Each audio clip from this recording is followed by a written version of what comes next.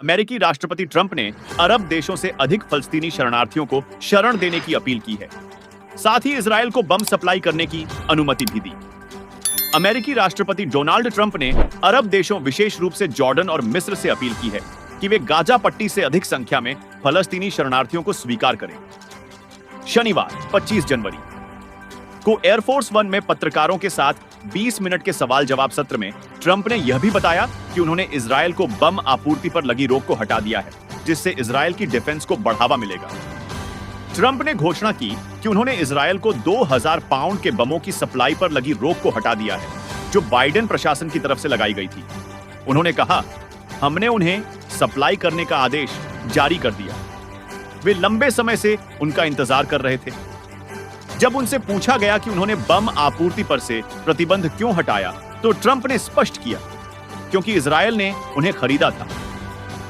यह निर्णय ट्रंप के इजरायल के प्रति लंबे समय से चले आ रहे समर्थन का हिस्सा है, जिसमें उन्होंने अपने राजनीतिक करियर को बिना किसी लाग लपेट के इजरायल के पक्ष में खड़ा किया है। ट्रंप ने मिस्र और अन्य अरब देशों से अपील की है कि वे गाजा पट्टी से शरणार्थियों को शरण दें। उन्होंने कहा, मैं चाहता हूं कि मिस्र लोगों को अपने यहां रहने की जगह दे।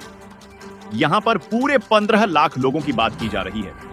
इसके अलावा ट्रंप ने जॉर्डन के शाह अब्दुल्ला द्वितीय को पहले ही गाजा से शरणार्थियों को सफलतापूर्वक स्वीकार करने के लिए बधाई दी है और उनसे और अधिक शरणार्थियों को स्वीकार करने की अपील की है। ट्रंप ने बताया कि वह रविवार को मिस्र के राष्ट्रपति अब्देल फतह अल सिसी से बात करेंगे और उनसे गाजा से शरणार्थियों को स्वीकार करने की अपील करेंगे।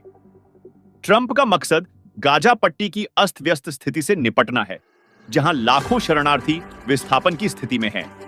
इजरायल के प्रधानमंत्री बेंजामिन नेतन्याहू ने ट्रंप की तरफ से इजरायल को बम सप्लाई पर से प्रतिबंध हटाने के फैसले का स्वागत किया।